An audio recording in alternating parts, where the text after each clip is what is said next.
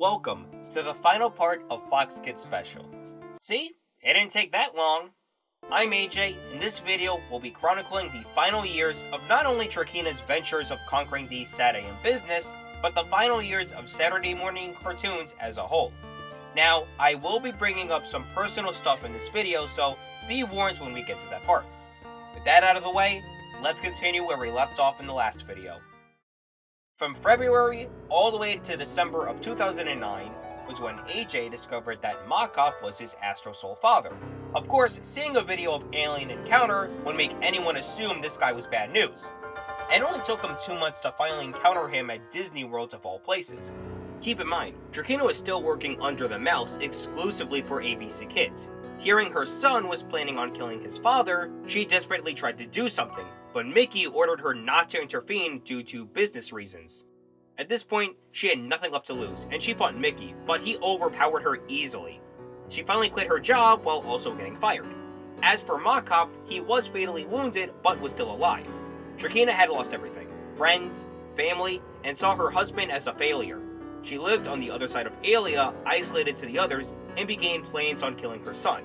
In 2011, AJ found out who his astral mother was and wanted to get to the bottom of it with Mach-Up.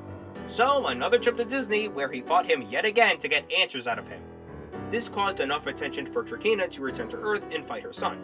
After a pretty harsh battle, she pleaded for AJ to finish her since she had officially given up on life. But I hate punching down, and I offered them a second chance, finally living together as a family once more. This somehow pleased Mickey or whatever mystical powers at Disney, as both Trakeena and Mach-Up got more human designs that bridges their 1996 aliases and their alien appearances. In July of 2012, Trakeena finally reunited with Ty, and I got the chance to meet all the Digidestined, and everyone was awesome, including the 02 group. If only I knew how bad things could really get with them. But for both of them, one thing piqued their curiosity. The former Sad AM block CW4 Kids, now called Vortex, was airing Power Rangers. Not just any season, but specifically Lost Galaxy. It felt like such a strange decision to air that particular season. Lost Galaxy is a good Power Ranger season, but most fans don't consider it top 5 best seasons of the show material. But for someone like Trakeena, who takes every opportunity to conquer something, she saw it as a calling to return to the fields of Saturday morning cartoons and finish what she started. Keep in mind, when 4Kids and Kids WB merged in 2008, they all moved to the Manhattan complex for the sake of convenience. Hence, Vortex was still in that location. In September of that year, Trakeena barged in, only to be politely greeted by its employees, and of course its president, Sonic the Hedgehog. I don't think I'll break anyone's feelings if I say Sonic X wasn't really that great of an anime. Even Sonic fans, who are the most difficult fandoms of the internet to deal with, Chris Chan, can agree that it wasn't really that good.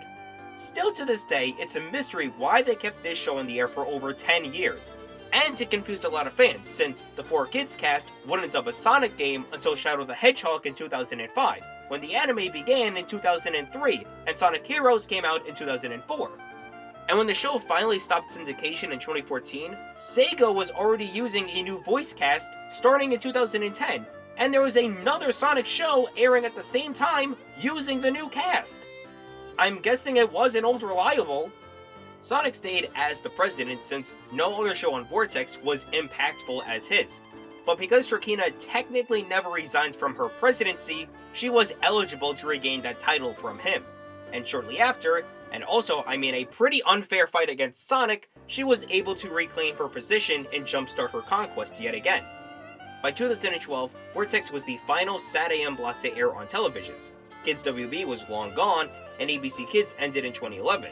Trakeena got everything she wanted, but at the price of dissatisfaction. With Vortex being the last pillar of a bygone era, Trakeena had the ability to steer the state of the entire business in the palm of her hands, finally allowing to revoke the law that had broken so many relationships and friendships in the past. That being, if a show is not playing on a channel anymore, the Astro Souls of that show have to stop working at that company.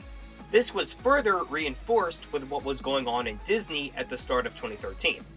Remember how in the last video I explained Gatomon had an item called the Digicrystal inside her, allowing her to digivolve into every variation and levels of her Digivolution tree? Well, in November of 2012, she had an epiphany from another storyline, and took her anger out on Mickey at 3 o'clock in the morning. In the end, she decided to become the astral co-owner of Disney in order to get back at all the sins that he had caused her friends from the past 10 years. By 2013, the rules allowed every Astro Soul could work anywhere, regardless if their show was still airing on that channel or not. Speaking of, let's talk about some of the new employees that were working at Vortex.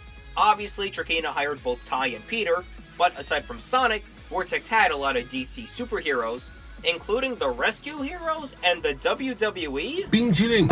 But the biggest surprise was Dragon Ball Z. In other words, Trakeena finally got to meet her inspiration and one of the only people that she always looked up to. However, this would not last for long. While in 2013 not much had happened, 2014 was the year when Saturday morning cartoons ended. As such, it went out on a big hurrah. First thing that needs to be addressed is the removal of all Dragon Ball connections in my life. There was a phase when I was 13 where I wanted to be the most clean and pure person I could be in order to go to heaven whenever I die.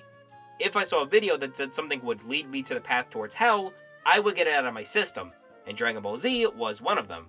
And it wasn't a short-lived thing either. I put all of my Dragon Ball merch and games in a bag and locked it up. I deleted all my downloaded songs based off the anime and games from my phone, and my planned Mario parody series using Gohan and Goten had to be scrapped. Now, that might sound ridiculous, and you could argue it is hypocritical, especially for the content I kept onto, but it left such a huge impact on me that I have never seen Dragon Ball the same way again. While I have distanced myself with the series, I've dipped my toes into the IP time and time again. I still play games with Toriyama artwork, and oh, look who's playing the hero role in Smash Lesbians. It didn't stop with me just leaving Dragon Ball. I ordered all contacts I was really close with to cut ties with Goku and the others. Trakeena hated this idea, especially for somebody she looked so highly of, and the fact that he was also working for her.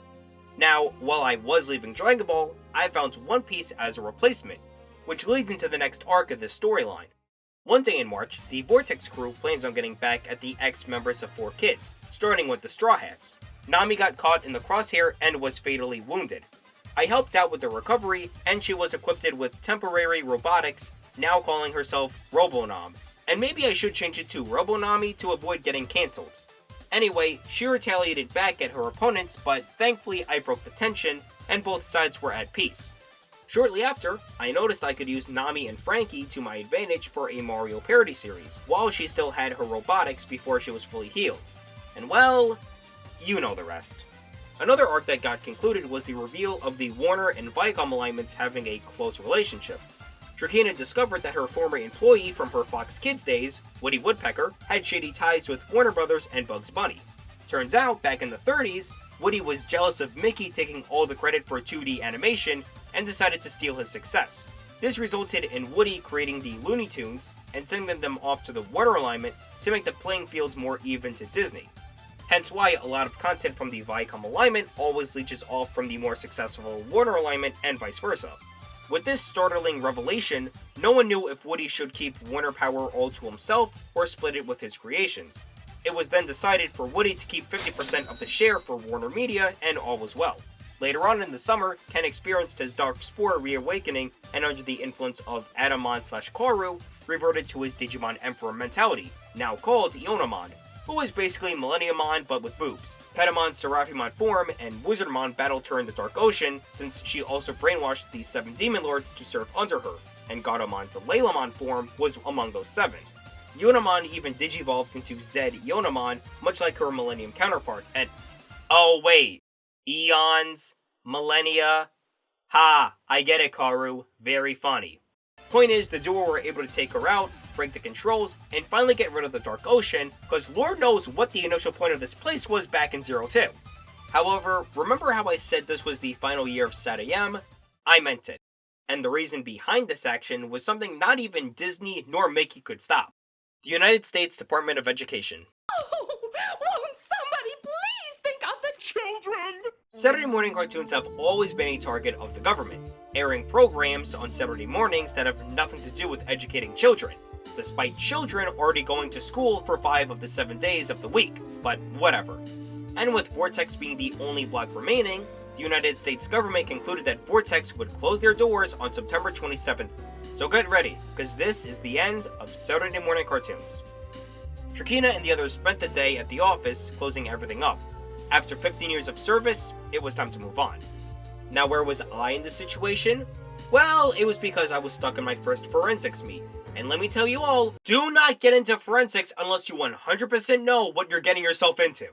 Seriously, almost every weekend of the first half of my freshman year had me waking up at 6 o'clock in the morning in a full suit and tie, riding a shitty school bus to some prestige high school or college where I would cite my dramatic pieces of a collection of war stories and a Christmas story, only to get nothing out of it.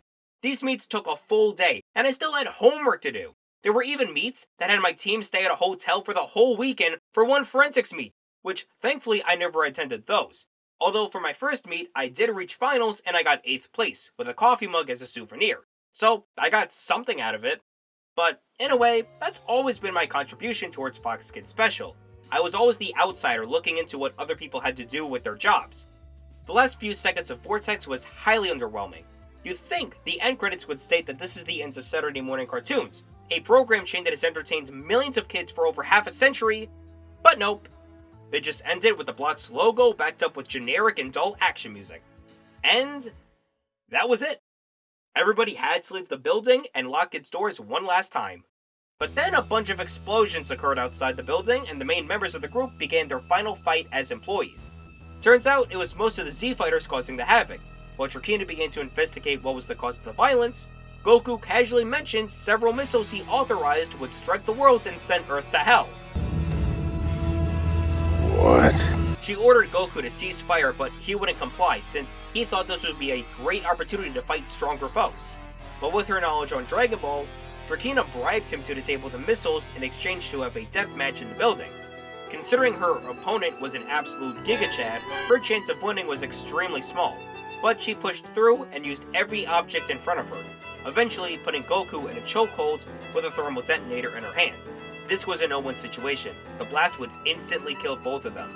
Goku thanked her for the fight, saying they should do this again some other time, and she replied with a silent, "Yeah." Well, this is the end. Despite escaping death numerous times, Trakeena was in an endless cycle of rising up from nothing, becoming extremely close to victory, only to get defeated by someone stronger and restarting from scratch. A monster doomed to fail again and again and again. It was finally time for her to accept fate and die. But then, life flashed before her eyes, remembering all the lives she had met, inspired, and loved. She caught herself mid-fall. Her left arm was gone due to the blast, and the entire building around her was in flames. She walked out of the building where her employees rushed toward her, relieved that she had won the fight. That night, everyone got together, myself included, to witness the end of the day, as the book of Saturday AM came to a close. As of September 28, 2014, Saturday morning cartoons are classified in the past tense. Even though Fox Kids only stood for 25 years, even though this storyline only documents the tail end of this American household tradition for decades, the group was glad to witness its final years, and I'm glad I was able to catch it while growing up. Kids these days won't be able to share the same experience me and a lot of other people had, but maybe that's just how time works, and how the Lord works in mysterious ways. That wraps up Fox Kids Special. It was truly an important storyline for Shareverse and bridges off into many other storylines, intentional or not. 2015 brought in more intense storylines, showing that maybe it was time to put Fox Kids Special to rest and see how others live up to its name. Well, that was a lot for me, but next time I will finally be able to talk about the Digimon seasonal reviews, so be on the lookout for that and subscribe. With that, I'm AJ, and I'll see you all in the next one.